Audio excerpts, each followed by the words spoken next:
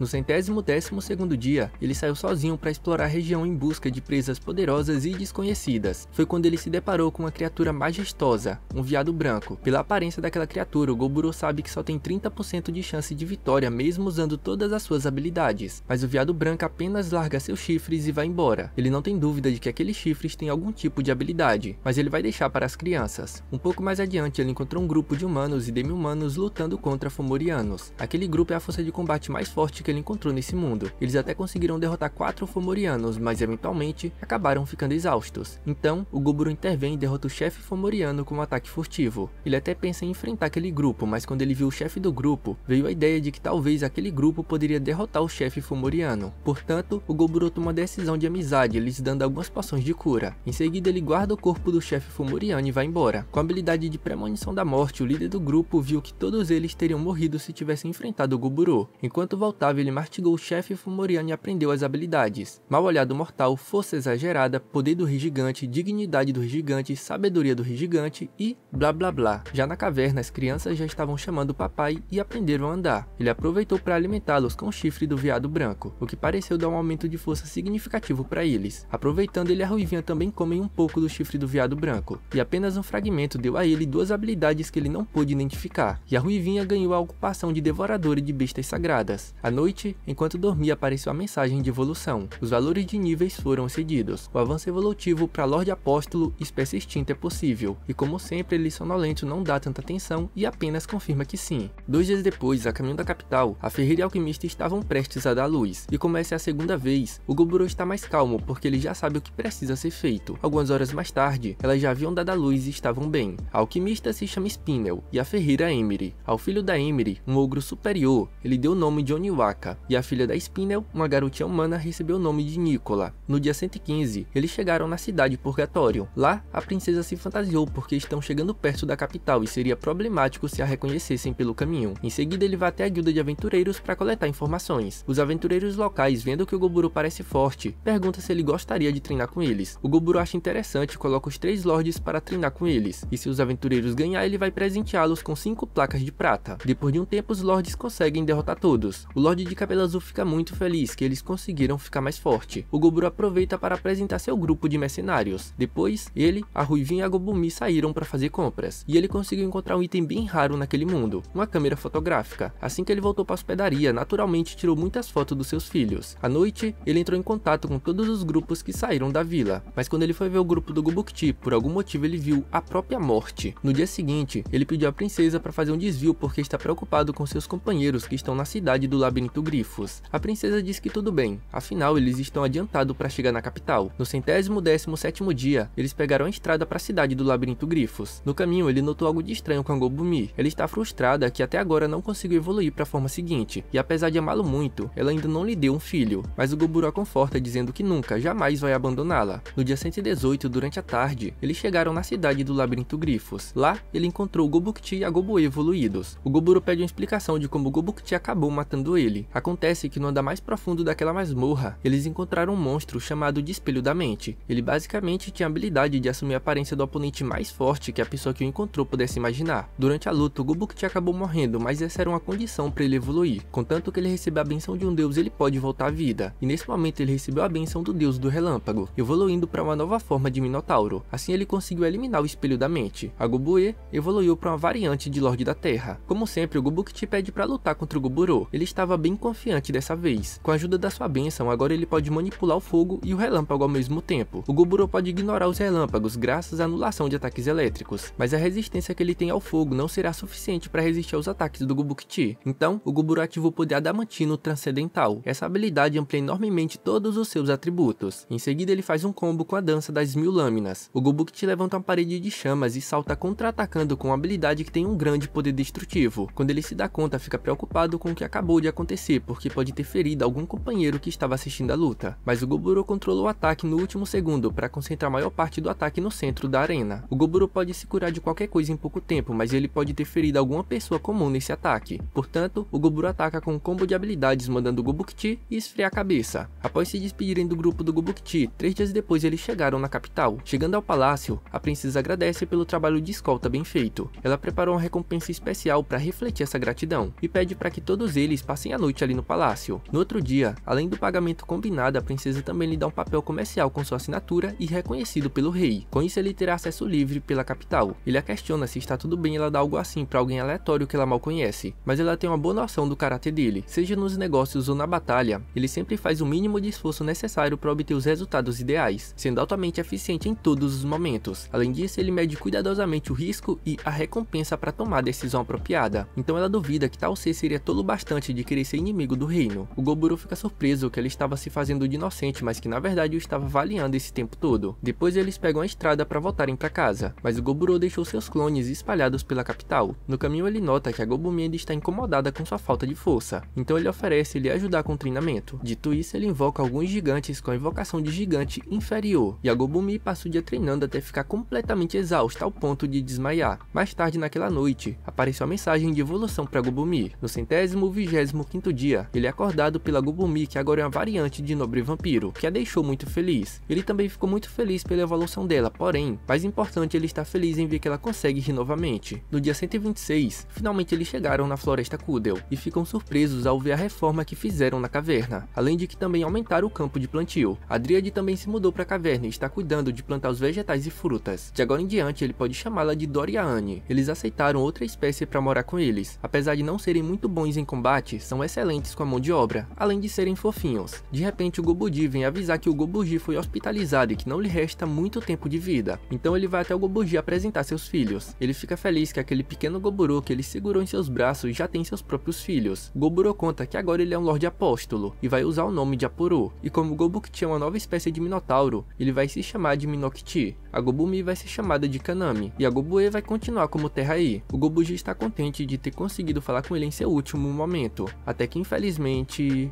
ele morre, e como despedido, o Goburo resolve realizar um torneio entre todos da Parabellum Mercenary Company. Até seus filhos pedem para participar. O torneio começa com lutas individuais, até que finalmente chega na última luta, Goburo vs Gobukti, e como sempre o Goburo sai vitorioso. No dia seguinte, durante a noite, a princesa entra em contato com Goburo, porque ela quer contratar o grupo Parabellum novamente. A princípio o Goburo queria recusar, mas ela oferece tornar a presença dele mais conhecida na capital, que é justamente o que ele queria. Então ele aceita o trabalho da princesa, e assim terminamos a primeira temporada do anime Remonster. Espero que vocês tenham gostado, pessoal. Falou e até a próxima. Tchau, tchau!